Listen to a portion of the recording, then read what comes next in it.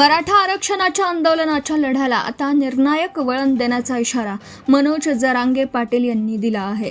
अंतरवाली सराट येथे आज मराठा समाजाच्या बैठकीत आंदोलकांशी संवाद साधताना जरांगे पाटील यांनी 29 ऑगस्टपासून मोठे आणि शेवटचे आंदोलन छेडण्याची घोषणा केली. 29 ऑगस्टला आंदोलनाला 3 वर्ष पूर्ण होत असून आता शेवटचा निर्णायक लढा उभारायचा आहे.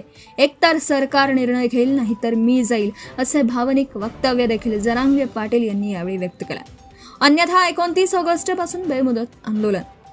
हैदराबाद गॅझेटनुसार सापडलेल्या तब्बल 58 लाख नोंदींना प्रमाणपत्र देण्यात सरकार अपयशी ठरत असल्याचा आरोप देखील त्यांनी केला. 28 ऑगस्टपर्यंत प्रमाणपत्र द्यावीत, अन्यथा 29 ऑगस्टपासून बेमुदत आंदोलन सुरू होईल, असा थेट इशारा जरांगे यांनी दिला. यावेळी त्यांनी मुख्यमंत्री देवेंद्र फडणवीस यांच्यावर थेट निशाणा साधला आणि मराठा तरुणांना टार्गेट केल्याचा आरोप केला.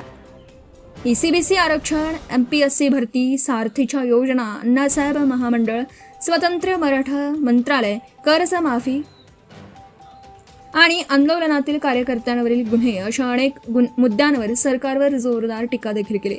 29 ऑगस्टच्या आंदोलनासाठी कोणीही घरी थांबू नये असं आवाहन त्यांनी केलं. तर हैदराबाद गॅझेटनुसार अर्ज केलेल्या सर्व मराठा बांधवांनी अर्ज घेऊन अंतरवाली सराटीत यावं असंही त्यांनी सांगितलं. मुंबईत प्रश्न सुटला नाही तर पुढचे आंदोलन थेट दिल्लीत होईल, अशी घोषणाही मनोज जरांगे पाटील यांनी केली.